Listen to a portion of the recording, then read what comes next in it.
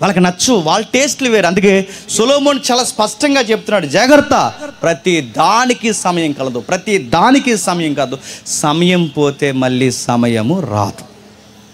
ఆ విలువైన సమయం ఏదన్నా ఉందంటే రెండే, ఒకటి లేత ప్రాయము చండే, రెండు నడి ప్రాయం. ఈ రెండు దాటేసాయంటే మళ్ళీ లైఫ్లో రాదు. దేవుడి కోసం పరిగెట్టాలన్నా, జీవితాన్ని కట్టుకోవాలన్నా ఈ రెండు సమయాలే. ఈ రెండు సమయాలు లవ్ అని, చెత్తని, తిరుగుళ్ళని, వ్యసనాలని, ప్రేమ, దోమ, గడుదు గుడ్డు అని తిరిగావో, ఒక్కసారి ఆ వయసు అయిపోయిందో మళ్ళీ తెచ్చుకుని జీవితం బాగు చేద్దామంటే సమయం నీ చేతుల్లో ఉండదు. అందుకే సొలొమోన్ గారు అంటున్నారు, జాగ్రత్త మనుష్యుడా జాగ్రత్త.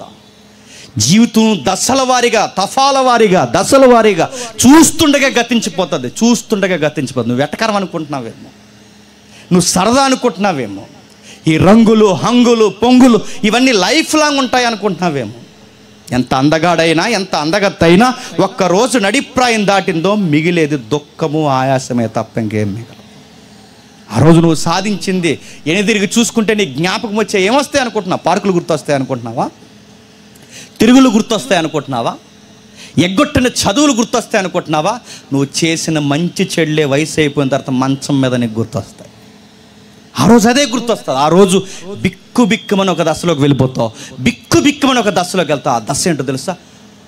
దుఃఖ దినములతో కూడుకుని ఆయన అంటున్నాడు, వృద్ధాప్యపు దినాలు అంటున్నాడు. ఈ అధ్యాయం అంతా చెప్పి ఒక అధ్యాయాన్ని కనెక్టింగ్ చేస్తాడు. చూడండి, 12వ అధ్యాయం మొదటి వచనం అంతా చెప్పుకొచ్చేమంటున్నాడు, దుర్దినాలు రాకముందే ఇప్పుడు వీటి యందు నాకు సంతోషం లేదని నీవు చెప్పు సంవత్సరాలు రాకముందు. ఇవి దుర్దినాలు. దుర్దినాలు అనగానే చెడ్డ దినాలు అనకండి. దుర్దినాల్లో మన జీవితంలో చెడ్డ దినాలు ఏంటి చెప్పనా? మన పని కూడా మనం చేసుకోలేని ఒక వయసు వస్తుంది.